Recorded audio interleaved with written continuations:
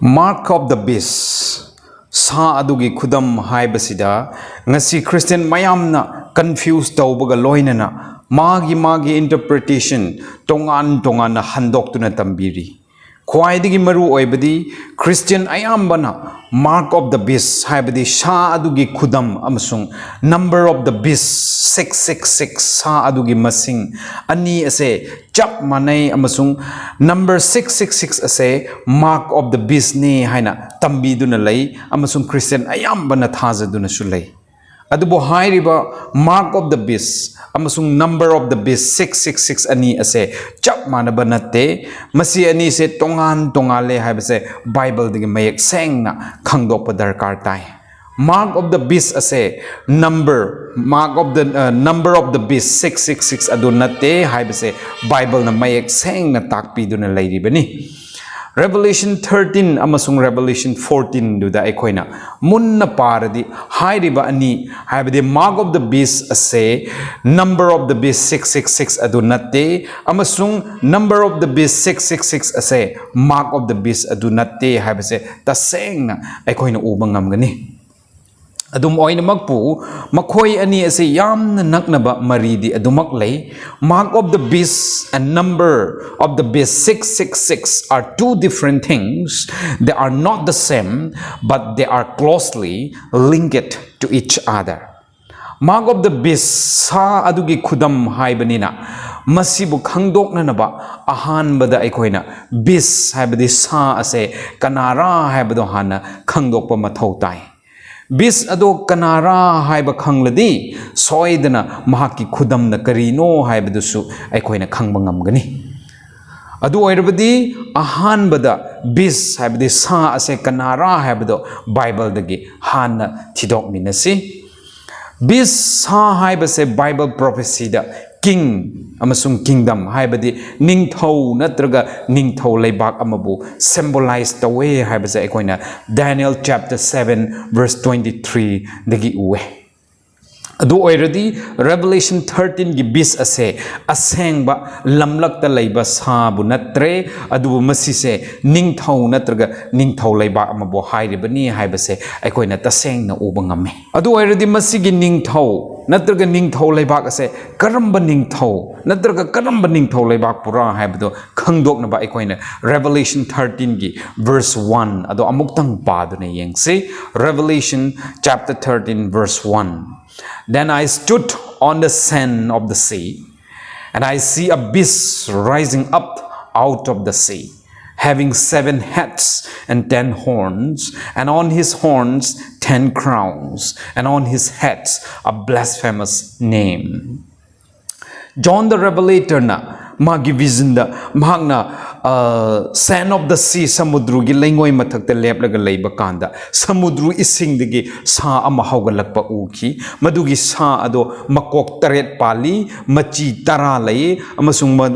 machi tara aduda 10 crowns luhup tara su laye aduga mahaki makok sing aduda ishor bu haithi bo wahi sing aduga minglen sing irga laye haibado John Revelation chapter 13 gi verse 1 da John the Revelator na phongdok piki masigi text asida aikoina symbols mayam ui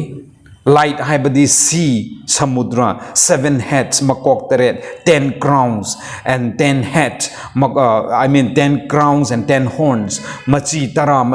aduda luhup tara adugumba mayam aduga blasphemous name haibasing se aikoina ui masise prophecy oibagi maramna makhoi sing ado loinamak symbols ni khudam ni aduna makhoi ado asengba natte haibase aikoina khangba ngame aduna Bible prophecy da sea ising samudra hairadi masise multitude people largely populated natraga densely populated area adubo khangnai haibase aikoina Revelation chapter 17 gi verse 15 da takbi badu aikoina ure amuka 7 heads makok taret hairibase chingdol taret puni haibidi 7 mountains buni haibase so ekoina amuka Revelation 17 gi verse 9 aduda uba phangi aduna 10 horns natra amaga 10 crowns asisa aikoina Daniel chapter 2 da 10 toes aduga chap manabani aduga masigi arthadi ningthau leibak ado saruk tara thokna khaidokani divided into 10 kingdoms haibase aikoina Daniel chapter 7 gi verse 24 aduda uba phange. On his heads are blasphemous names. Magi makok sing aduda ishor bu hai thiba ming sing iduna thamme hai. Ishor bu usit thoi daba amasung ishor gi ming bu lana sijinaba blasphemous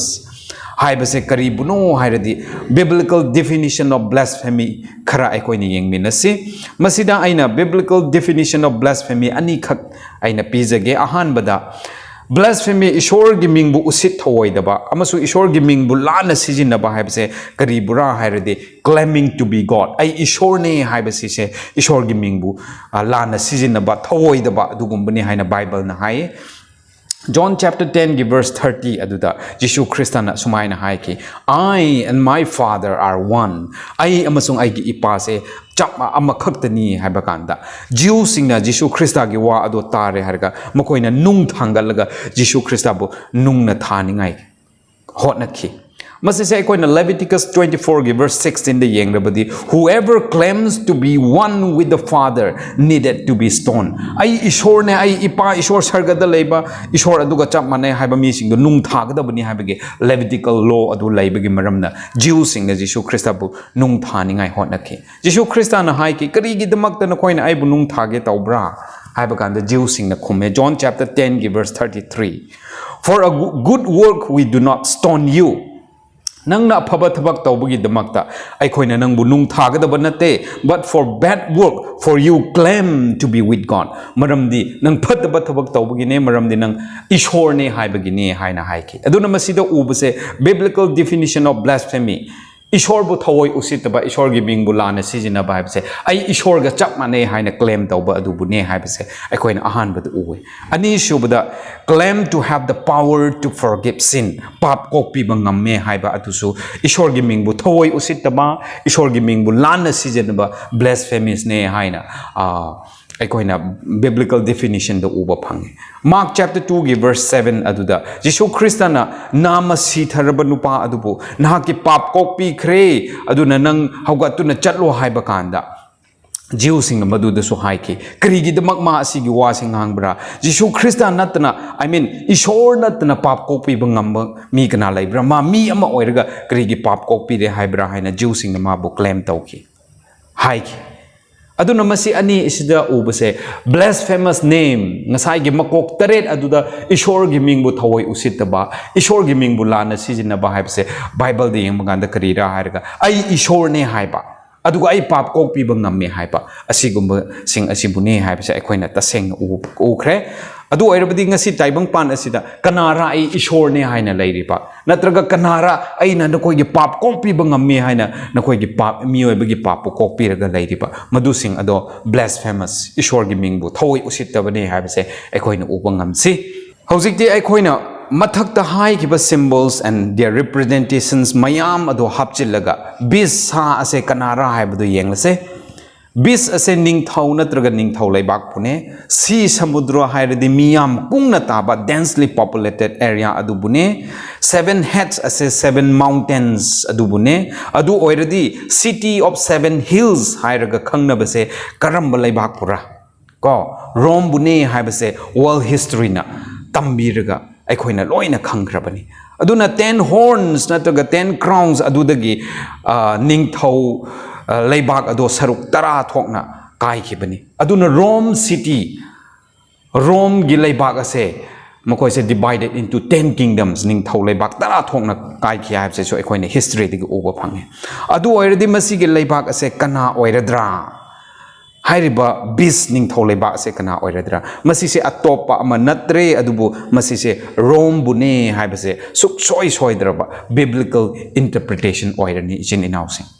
maramdi Rome ase mi yamna kungna taba densely populated area da lay world civilization history yengba matamda taibang panda mi ihan hana taba haurakpase Middle East sine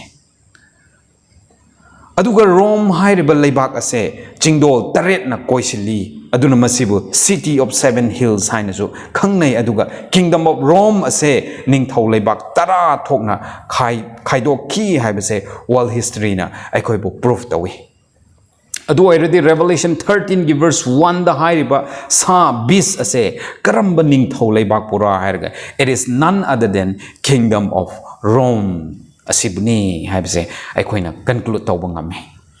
bis sa ase kingdom of Rome buni haibase khangle aduna hojikti mahaki khudam mark aduna kari oiradra haibdo amuka yengse aikoina Revelation 13 gi verse 16 paba matamda asmaina haye and he caused it all, both small and great, rich and poor, free and bond, to receive a mark in their right hand or in their foreheads. Masise Revelation 13 gi ani shuba sa aduna. Ahan ba sa adubu mahaki khudam ado makoi gi khut yet thangba khutta amasung makoi gi foreheads marai bakta phangnana ba. Mi mayambu compel causes haibadi compel force tauraga angang ahal lairaba inakunba aduga free oiraga leiba natraga minai mayam da masigi compel force ase sijinarakani haya sa aduge khudam karamba sa Revelation 13:1 aduge khudam karamba sara karamba ningthore bakla adudi adedi Rome gining thaulai bak aduge khudam do phangnana bahotna rakani Masida English na mark khudam hairibase original language Greek te yengladi masise charakma haina hai